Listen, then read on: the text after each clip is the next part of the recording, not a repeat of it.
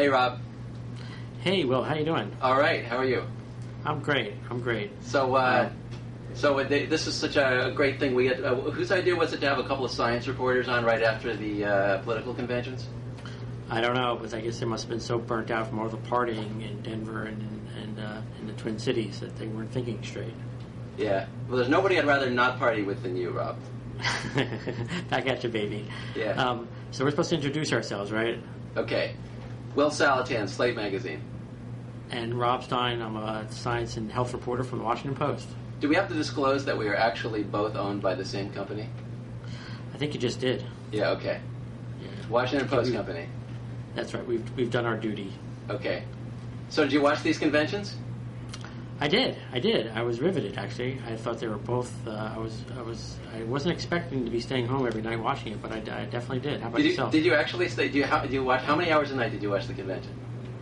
I would say at least an hour or two. Yeah. Maybe there might have been a couple nights where I missed it, but yeah, I thought the theater of it and the speechifying was much more interesting than I would have anticipated. I mean, it's definitely theater, but I got into it. How about yourself? Well, I DVR'd it, to be honest, and went back and played it. And the funny thing is that we started out with my son Eli, who's 7, just about to be 8. He was complaining at the beginning that we were listening to replays of these political speeches when he wanted to be watching sports or something. But by the end, the conventions were over, and he's asking to have speeches played. He actually sat and watched Joe Lieberman. So by the time you can get little kids to watch Joe Lieberman, you've really done your civic service as a parent. Either that, or you're going to have to call a social worker to your house. So there was, I guess, we have to talk about Sarah Palin, don't we? I mean, everybody else is, and we have our own angle from covering reproductive health stuff, right? Absolutely. No, I think that there's a lot of fertile territory there, so to speak, to talk about. Sarah and her daughter. That's doubly fertile territory.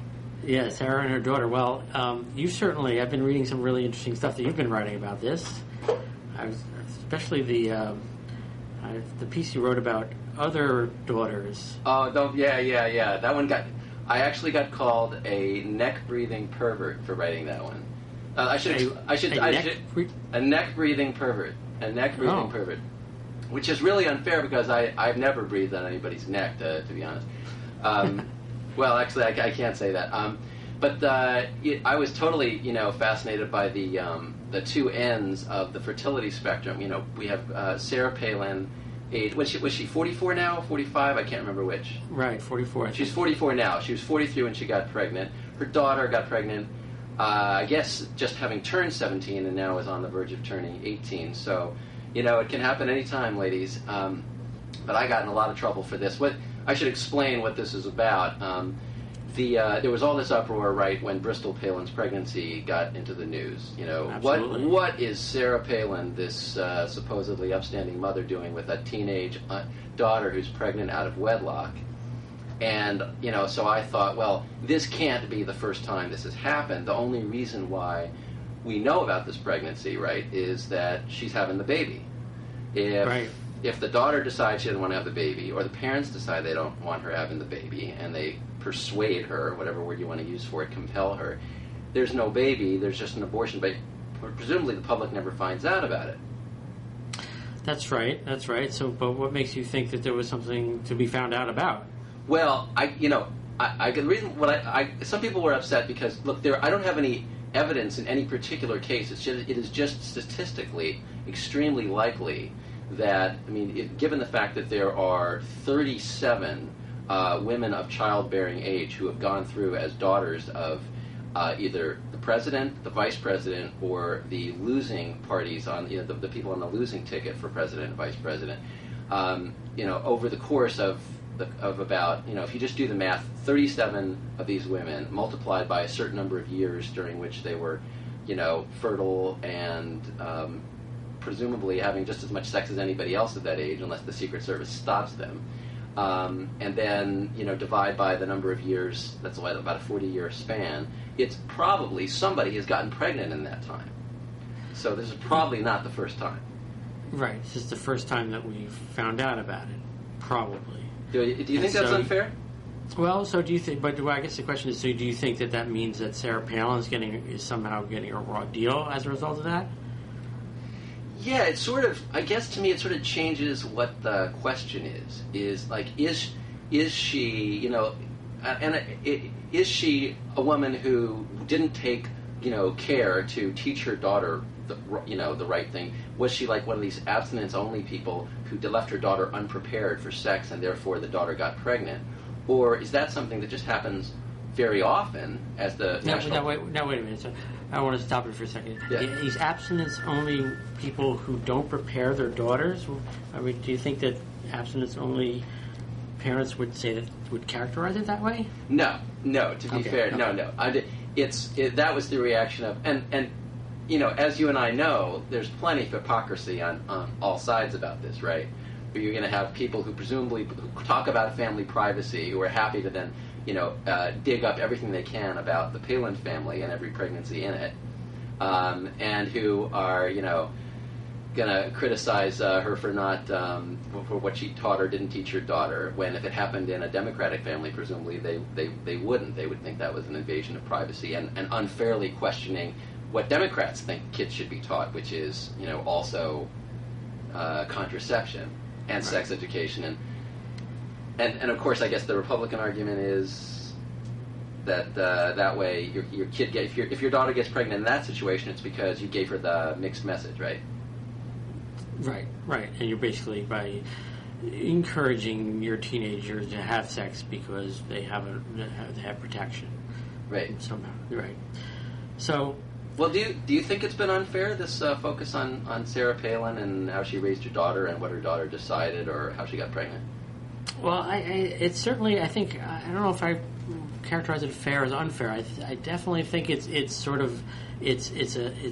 slightly different view of the debate. I have to say that, because usually the debate is either abstinence works or abstinence doesn't work, and what do you do about it when it doesn't work?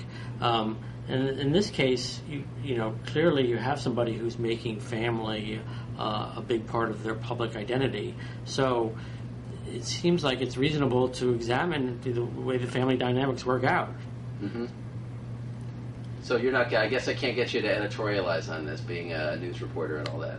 Yeah, well, that's going to be we're going to be coming back to that a lot during the discussion. But no, I'm not going to be making judgment. I think it's more interesting to sort of talk about the issues that these sorts of things raise. Yeah.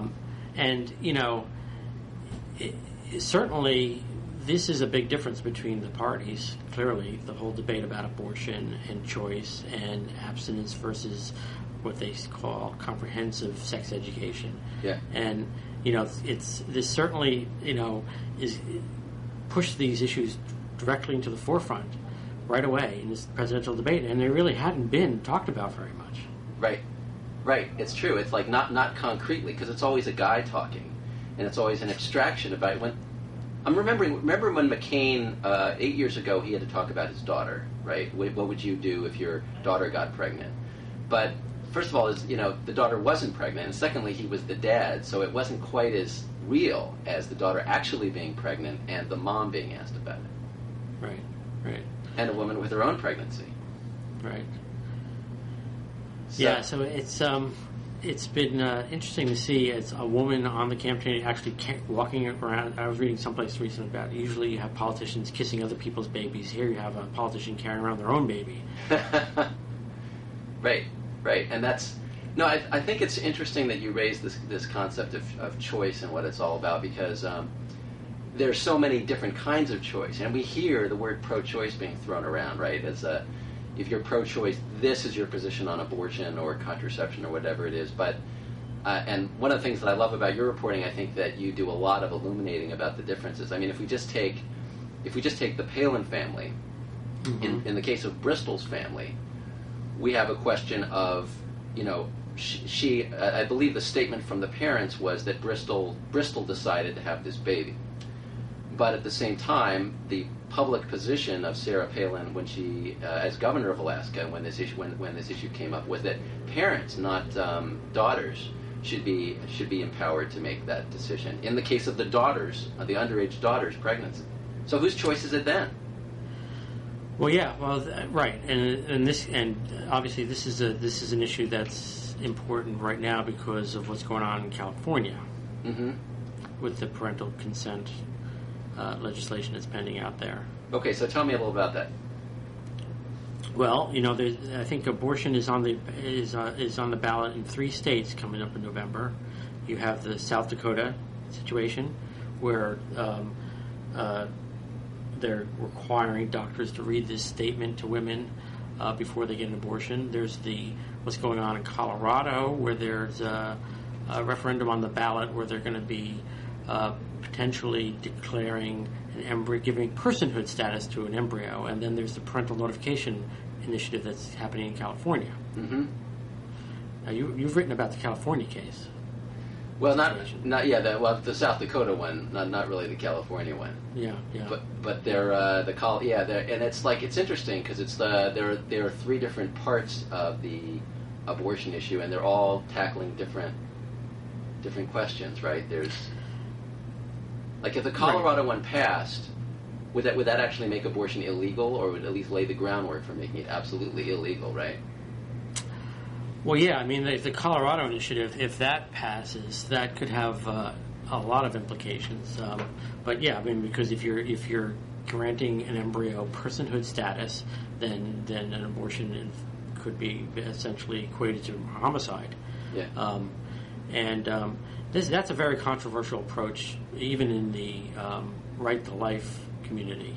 That my understanding is that there's deep divisions within the right to life anti-abortion community about taking that approach because it is such an extreme position. Mm-hmm. And there have been similar initiatives in other states that haven't made it, but this is the one that's could be coming closest. Yeah.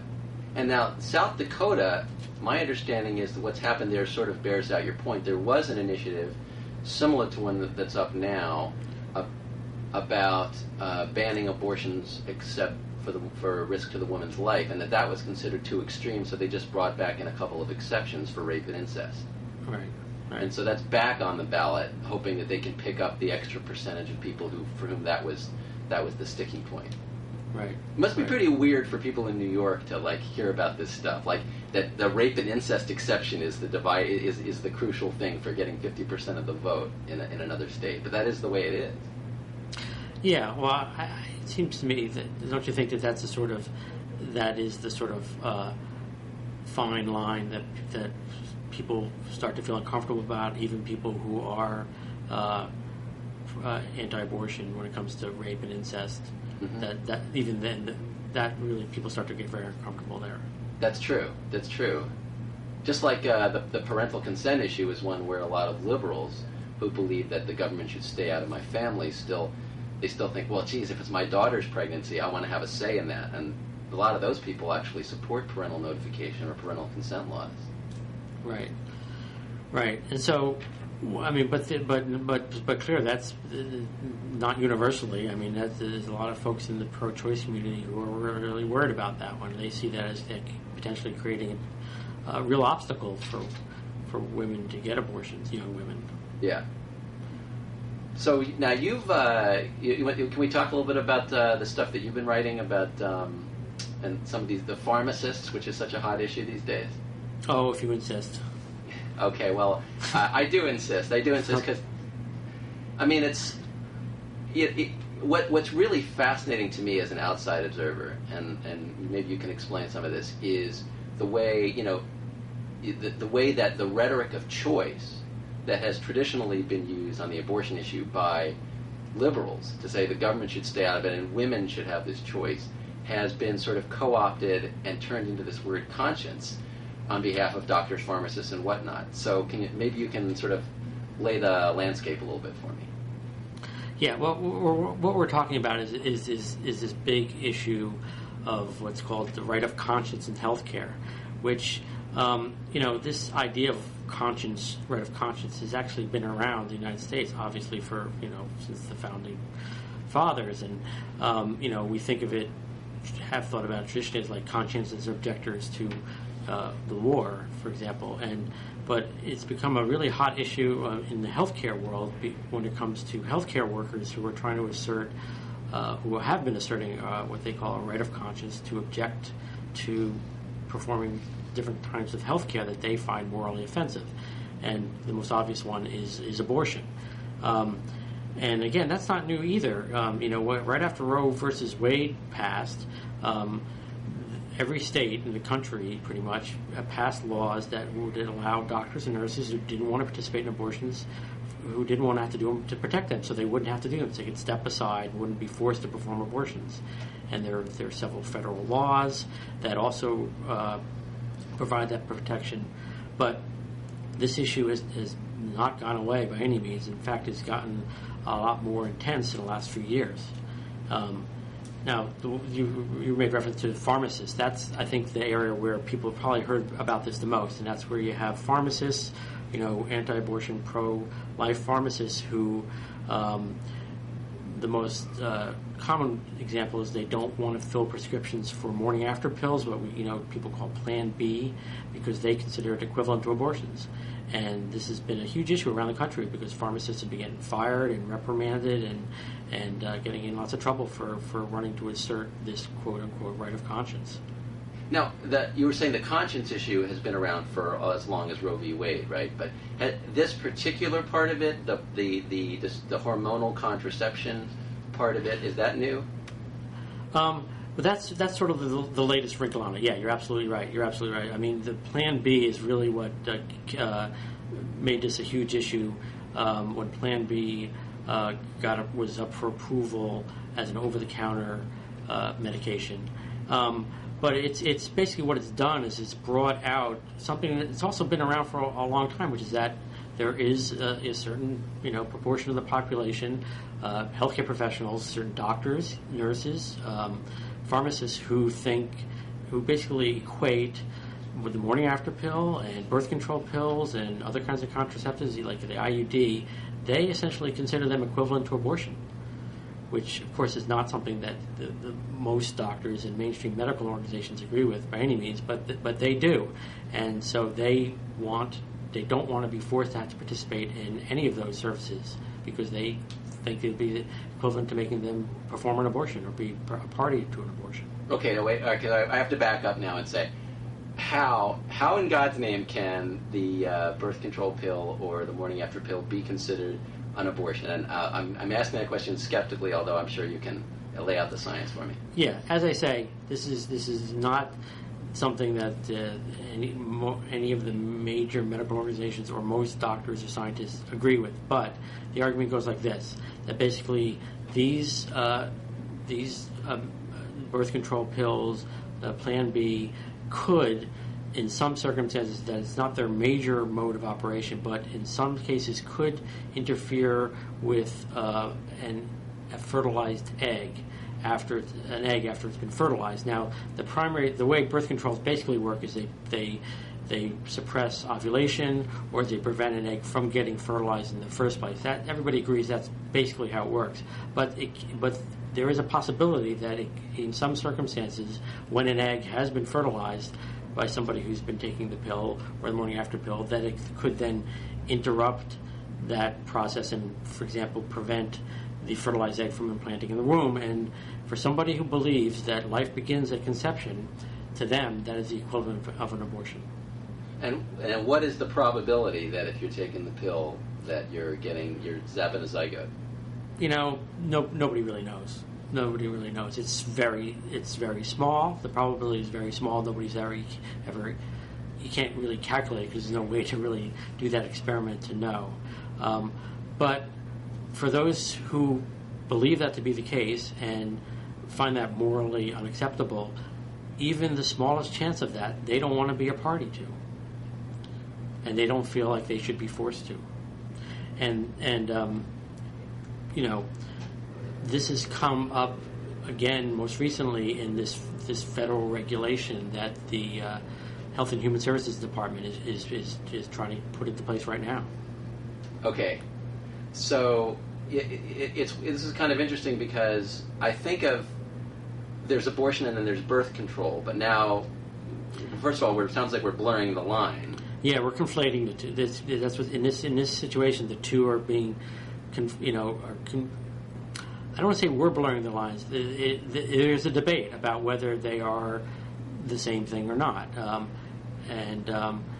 As I don't think most people think of them as the same thing, and again, most of the medical community does not. But there is this minority of people who do think that that's the case, and I've talked to a lot of them. I talked to a lot of these nurses who work in hospitals and doctors who work in emergency rooms, and the idea that if a woman comes into an emergency room and she thinks she might be pregnant because she was raped, or because her birth control method she was using didn't work, or she didn't use it, and she wants the morning after pill, they feel very uncomfortable giving it to her because they feel like they'd be participating in something that would be equivalent to an abortion. Now, did they draw a distinction between the just regular plain old oral contraception, a pill that you're nominally taking to prevent prevent pregnancy, and the morning after pill, which also is designed that, but is after the sex act? Do they care about that distinction? No, they don't. I mean, they know that there is a distinction. They know that they are used in different ways, but they, again, believe that there's a possibility that they could interfere with a fertilized egg and therefore, stopping a life once it's begun. The thing that's bothering me about this is the notion that this, as you're saying, historically this is provoked by Plan B, right? That's the thing that sort of got that moved the conscience debate into this territory. Is that right? I think it is what has sort of ignited it and made it more of an issue. I mean, folks have felt this way about the birth control pill for many, many years, but because the debate has become much more public because of the advent of the morning after pill. Yeah, you're right. Okay, totally right. Okay, but see, that's what totally. See, I wasn't, and I'm somebody who has tried to follow this issue for a while, and I wasn't aware that plain old birth control pills were really, that there was really much of a debate about them, except if you were against contraception altogether. And the notion that Plan B sort of provokes this makes me. I still feel like it's an unscientific thing where. It's the fact that the morning after pill is the morning after that sort of gets people thinking that some line has been crossed, whereas biologically that's just not true because we're still pre-fertilization. Right. That's the way it generally does work. But basically the morning after pill is essentially it is the birth control pills. It's the same hormones, and it's just used at a different point. And so the way that it might be problematic is the same for both of them because they are the same medications. So again, in the eyes of people who believe that life begins at conception, and who don't want to participate in anything that has the smallest chance of having any impact on that, they're equivalent. Okay, now, is that reasonable or just crazy? I mean, it's one thing to me if somebody says, look, I don't want to participate in an abortion, you are going in there to kill a fetus or an embryo, whatever you want to call it. It is a developing human being. In the case of, as you're saying, it's like an extremely small chance. And that's, first of all, it's not, in the case of the birth control or the morning after pill, the intent seems to me still to be to prevent the pregnancy, right? Isn't that it? And the chance that you're doing anything but that you're zapping the zygote is infinitesimal. So is that a reasonable definition of conscience? Well, a reasonable definition of conscience. There is a long history in this country of being tolerant of different people's views and different people's perspectives. Now, let me put it this way: scientifically, the chances of the birth control pill or the morning after pill actually having that effect is very, very small. But even those who, it's not totally crazy, to use your words. I mean, it is theoretically a possibility that it can happen in some circumstances. How often it happens, nobody really knows. And so, if you're somebody who, it's like saying you're forcing somebody to participate in something, in a, let's use an example of an execution, for example. Should a doctor be forced to participate in capital punishment? if they believe that it's morally wrong. If there's the smallest chance that the birth control pill or the morning after pill could interfere with a fertilized egg, why should somebody be forced to participate in that act if they find it morally offensive? Even if the chances are very, very small, they're not zero. So the argument goes, we shouldn't force anybody to participate in anything that might be morally offensive when there are alternatives available. Well, all right. First, but in the case of capital punishment, it's not. That's 100%. That's you're flipping the switch, or you're injecting, and you are there to. First of all, it's a living, breathing adult, and secondly, you are there to kill them. Period. And there's no question of whether it's born or. So let me ask you this: where would you draw the line? If there's a 50% chance of doing something that somebody finds offensive, or a 40% chance, or a 20% chance, or a 10% chance, or what about a 1% chance? Okay, well, I'll give you the counter argument. The slope, first of all, the slope runs both ways. You can't, if you're going to start at, is it going to be zero? Is it really going to be zero? If it's going to be zero, say, you can exercise your right of conscience. And by the way, the government, the federal government of the United States, the Department of Health and Human Services, will reach in with its long arm and exert financial pressure on your employer to make sure that they suppress their conscience to honor your conscience, so that you don't ever have to participate in something that has a 0.15% chance of causing a 3-day embryo to die. If we extend the conscience protection that far, then why should I, if I am terrified of the slightest possibility of causing a miscarriage, why shouldn't I be able to say that although I work at Starbucks, I'm entitled to refuse to serve caffeinated beverages to any woman of childbearing age on the chance, the greater than zero chance, that she has already conceived and is not yet aware of it because the pregnancy, that the embryo has not yet implanted? Well, I think there is a quality. You could make the argument that there is a qualitative difference there, because you're dealing with somebody where there's a chance that there might have been a fertilization might have occurred, and so your intent is to prevent a pregnancy from occurring. Whereas somebody working at Starbucks, it's completely out of the realm of anything that you're dealing with. Whereas you're dealing with in a medical situation where somebody might very well be pregnant. That's the whole reason why you're administering this medication. You're working at Starbucks. There's no reason that you have no reason to suspect that you might be dealing with a potentially pregnant person. Wait! I can't. I gotta follow up on that. All right.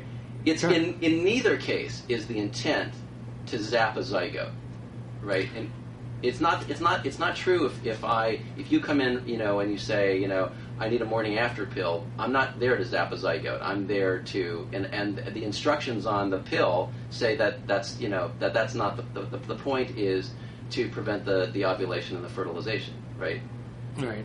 So, right. And there it is still not, it's not an intent, and the chance that I haven't done the math on this, but I think it's entirely plausible, at least, that the probability of the caffeinated beverage triggering a miscarriage is somewhere in the ballpark, if not greater than the probability that morning after pill zapping a zygote. Well, who knows? We don't know what the probabilities are, because nobody really knows what the probabilities are of the morning after pill having that impact, or a birth control pill having that impact. But and I have to make it clear here that I am in no way putting myself on one or the other side of this debate. I'm just trying to lay out sort of what the arguments are on either side of the debate.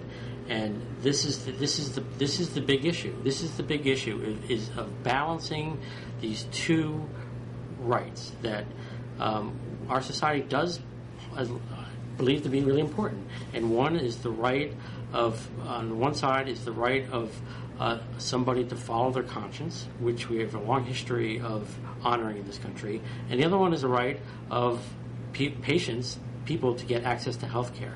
And this is an area where these two rights are coming directly into conflict, and raising just the sort of questions you and I are talking about. And I think you can't just write off the argument on one side that that it's a non-issue. That just because these medications were not designed to work this way, and most of the time don't work that way, that we shouldn't have to worry about it, and there's no issue here at all. But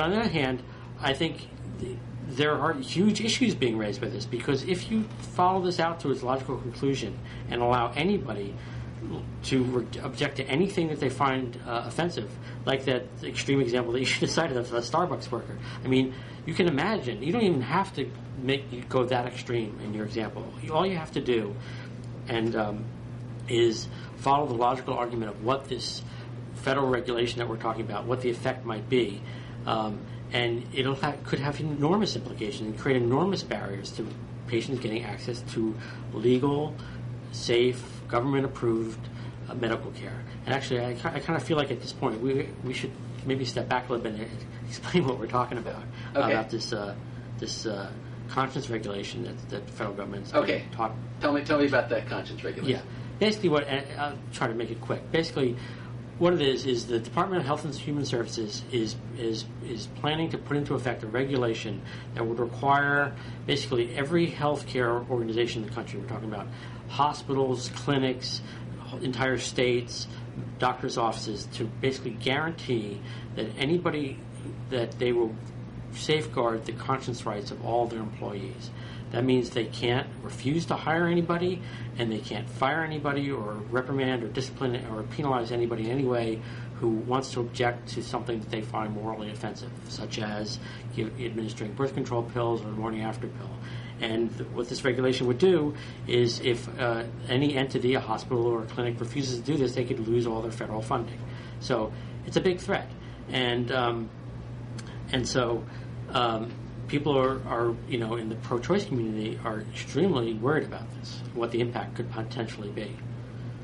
So what are some of these hard cases that you're alluding to, where that if we extend conscience, what kind of trouble do we get? Or what kind of troubling or difficult areas do we get ourselves into besides the one? Well, I mean, you can imagine a scenario. This is okay. I'll lay out sort of the nightmare scenario that folks like Planned Parenthood and NARAL have spun out in describing what the impact of something like this might be. You could, for example, have anti-abortion activists apply for jobs at an abortion clinic, let's say a Planned Parenthood clinic, and walk in the door and say, I'm opposed to abortion, but I want a job here as a secretary. Now, theoretically, under this regulation, the clinic would have to hire those people, even though they could sit at the front desk and when somebody calls up to make an appointment, refuse to make that appointment because they say that they would then be participating in something they find morally repugnant, which is an abortion. Okay, and has anything like that been litigated? I mean, as a judge, I'd kind of laugh that one out, but I don't know if anything's been litigated. Nothing that extreme has been litigated, but, there have been a lot of cases around the country getting at this issue with, like, for example, what you talked about earlier with the pharmacists. There are lots of cases around the country of pharmacists who are refusing to fill prescriptions for birth control pills and have been reprimanded or fired or fined. And most of the cases, they've lost in most of the cases, actually.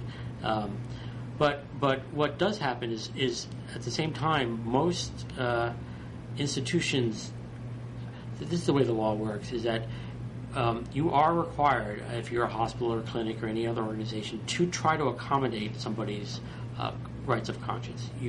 Meaning that, like most pharmacy chains, for example, have policies in place where if you are one of these pharmacists, you can work there. They just have to have some system in place to accommodate you. For example, another pharmacist that can sort of step in and take over.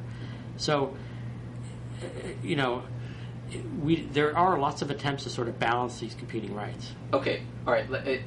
Here's what I'm having trouble with. What you've laid out is very complicated, and it's hard for me to understand how balance fits into it. For example, let me see if I understand the structure of how this incredibly complicated choice situation works. The woman walks into the pharmacy. She has the birth control prescription. That's her choice. She's choosing, to exercise this, and her doctor has signed off on it. So the doctor has already made a decision. Right. The pharmacist says, "No, I can't do that."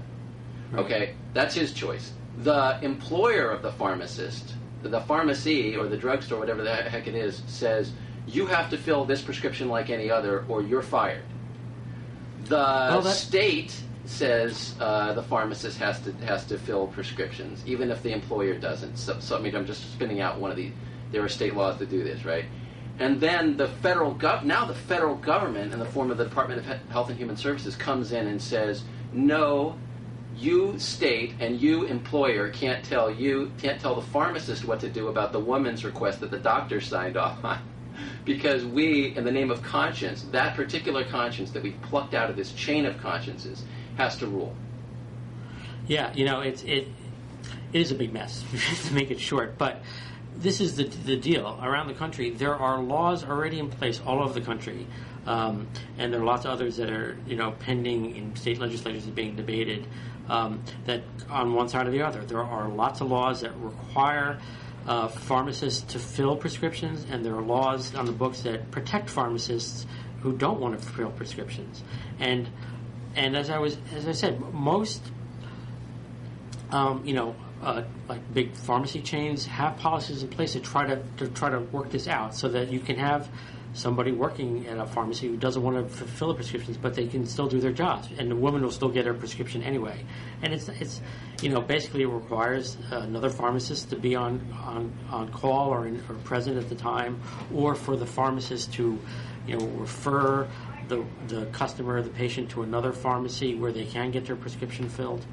And look, this is something that's been going on for years. I mean, ever since Roe versus Wade, there have been doctors and nurses working in hospitals who don't want to perform abortions, and they work there. And what happens when a patient comes in that wants an abortion and they don't want to do it? What happens is they just step away, and it happens very quietly, sort of under the radar, and it's been going on like that for years.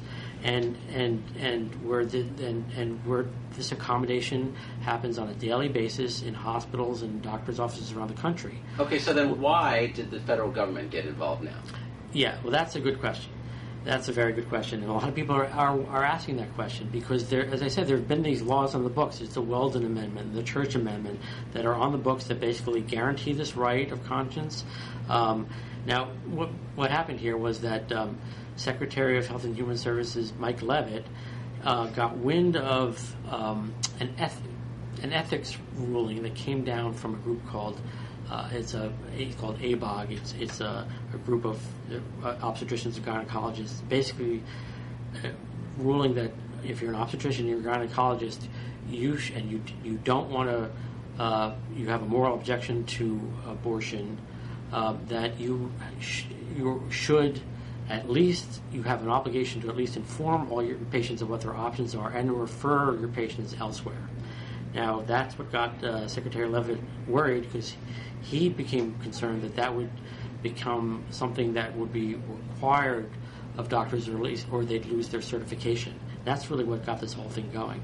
Now, there's a lot of debate about that, where the groups, the OBGYN groups, saying, look, that was never the intention here. We were just trying to lay out sort of the ethical guidelines that doctors should follow. But in response to that, that's what got Secretary Leavitt going on this and decided to issue this regulation. He's saying basically he's trying to make sure that these federal laws that have been on the books for decades now are basically being enforced. He thinks they're not being enforced. That's what he's worried about. Okay, all right. So let's say, all right, I'm a libertarian. I say that somewhat hypothetically, but also I am basically kind of a libertarian. So my libertarian instincts, I want to not have the government making these decisions for individuals, but I'm faced, you're presenting me with this very complicated chain of agents, some of whom are individuals, some of whom are collective, some of whom are private, public. I mean, what is ACOG? What is ABOG? Is that a private organization? Is that a public organization?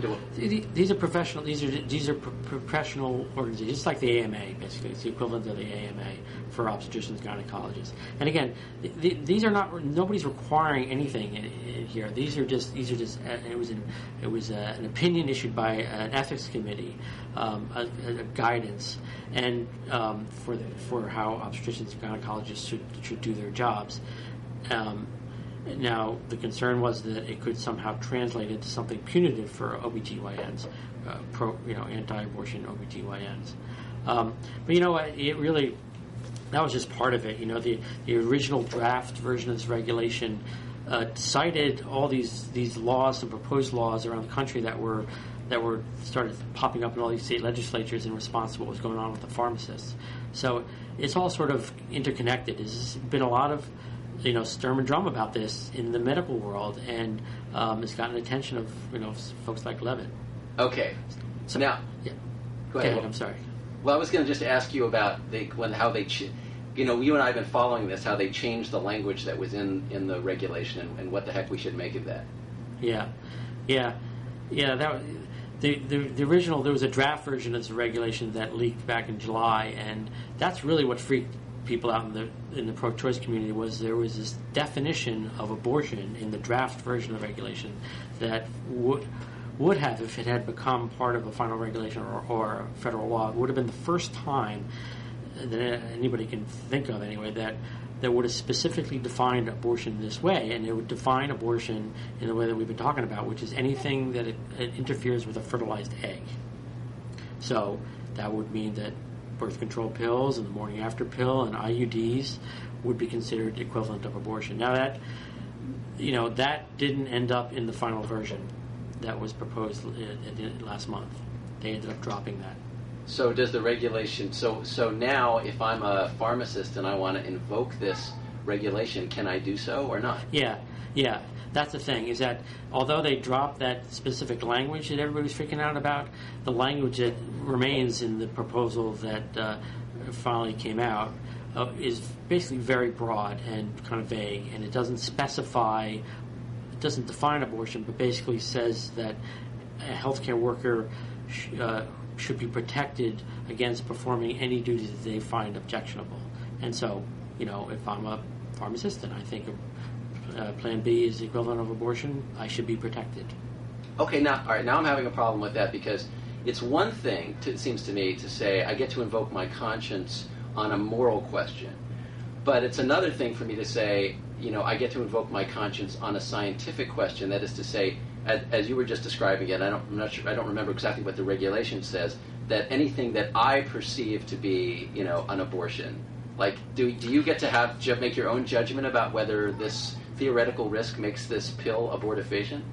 Yeah, it's an interesting point, because we're talking mostly about abortion, and that's the thing that most people are concerned about. And that's what most of the debate has been about. But there are folks also who have a lot of other concerns about this. There are folks, for example, in the end of life field who are supporters, for example, of physician-assisted suicide, who say that this same regulation could be used to protect people who don't want to participate in that. Or, for example, if you have a nurse who doesn't want to remove a feeding tube or doesn't want to take somebody off of a ventilator, like in the Shivo case, this would protect them in that kind of situation. So it's actually, the implications of this could be far broader than just abortion. It could be end-of-life issues. There's some people who think this just means if you're a doctor or a nurse and you don't want to treat gay people, that because you find their lifestyle morally offensive, that youth should be protected in that situation. Well, I have to stop on the gay thing. That's okay. So, to me, as somebody who writes about this stuff, and I hear you being very careful to honor the principles on both sides and the beliefs on both sides, regardless of what you think or what I think. And I don't even know if what you and I think the same thing or not. But the point is, it's like, to me, on life stuff, I find myself being very deferential to the pro-life people. Like, if you have a concern about abortion, it's, from your point of view, it's a kind of killing, and I can totally relate to how that would be a grave issue to you. But you're saying in the case of adoption, they wouldn't be able to invoke the same regulation to say, I'm sorry, you're a couple of lesbians, I can't do IVF for you? That's the concern, that this, now of course, we'll have to wait and to see what happens with this regulation once it goes into place, and then to see how people start to use it, because it's so broadly written that it's unclear if people will use it that way, but that's a possibility. And there was this case just recently out in California of this a lesbian who was trying to get pregnant and her doctor refused to inseminate her because the doctor claimed it ended up in litigation, and then the doctor claimed that she was refusing because the woman wasn't married, and the woman was claiming that she was being discriminated against because she was gay. Mm-hmm. And that ended up in litigation that just there was a ruling just came down about that case in the California Supreme Court this summer. Mm-hmm. For the case of the lesbian woman, basically interpreting the state civil rights statute, saying that the doctor did not have a right to refuse to deliver care to her. But that's the thing about this stuff is that it's all subject to interpretation of state laws, and this stuff is regulated generally on a state level, state by state, with state medical boards, state pharmacy boards, and state civil rights laws, and so it's hard to know how this could play out in another setting, in another state. Yeah. Well, I got to say, it makes me the part where you start getting out of the life stuff and into other things, particularly into the gay stuff. Now you're into sort of family structure. I mean, can somebody say to Sarah Palin, "I'm sorry, I don't approve of teen motherhood, a pregnancy out of wedlock. I'm not going to provide your prenatal care." Can they just do that under the? That just strikes me as wild. Yeah, well, that's yeah. I mean, you can sort of spin out all sorts of scenarios with this sort of thing, and where you draw the line is the key question, and it depends obviously on your personal perspective. I mean, I think it's interesting. So that you could sort of defend this when it comes to abortion, but you couldn't defend it when it comes to how about physician-assisted suicide, for example. Well, there you're still on a life question, and I honestly, Rob, I'm just going by visceral feeling about it. Like as long as you're on a life or a killing question, I feel like being very deferential. I certainly feel like being deferential where there's like 100% probability somebody has a problem with the death penalty. And it strikes me as very easy to find an alternative, somebody else to like handle there are very so few cases of death penalty actually being applied. But, you get into something like pregnancy, and it just happens so often. I mean, you tell me, it sounds like that they are able, the pharmacies are able to like get somebody else to handle each prescription? Yeah, well, that's the thing, is that, as I said before, this has been going on for years with abortion, and we don't even hear about it, right? There have been doctors and nurses refusing to perform abortions in hospitals for decades now, and we just don't hear about it because usually it's not a problem. And you know what? The reality is, usually it's not a problem for pharmacists either. But the point is that most of the time there's another pharmacist, they could just step in and take over, and the customer, the patient, won't even know that it happened. But not always. And I think, again, one of the reasons why this has become much more of a public issue because of Plan B is because of the time sensitivity of Plan B. You need to use it within 72 hours, and if you're a woman, in a rural area in the middle of the night, and there's not another pharmacy nearby, you don't know where it is, you don't know how long it's going to take you to get there, then it becomes a real issue. The concern is that if this spreads and more pharmacists are refusing to fulfill these prescriptions, that it become harder and harder, and it could become create real barriers for women. Mm-hmm. And the same issue. It's been going on with these hospital mergers, with Catholic hospitals taking over other hospitals. In a major American city where there are options and alternatives, basically women can find a place to get the services. But if you're in a rural area with only one hospital and it gets taken over by a Catholic hospital chain and they don't perform abortions, or they don't deliver, they won't give you Plan B, then it becomes a real problem. Right, and that's the thing that bothers me, is like, it's one thing, originally you're describing a scenario where a doctor, an individual, says, I cannot in good conscience perform abortions or participate in them. Fine, that's a single individual, you take them out of the equation, there's somebody else on staff who can do it. Now we get to the level of this collective level, where the Catholic hospital, which includes everybody who works for the hospital, is exercising conscience. You're just taking everybody out of the equation in that area. And that I have a lot more trouble with as a conscience thing. To me, the whole nature of conscience is that it's individual, so it feels weird to me to invoke that on behalf of an institution.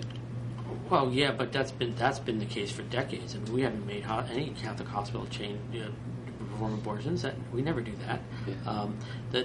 And again, it is becoming more of an issue because of what the economics of the hospital industry, and a lot of hospitals closing. There used to be many more hospitals in any given area than there are right now. But I mean, how else do you doctors and nurses work in institutions? So you have to. These become institutional issues. Yeah. And inevitably become institutional issues. If you're a pharmacist, chances are you work for a big pharmacy chain.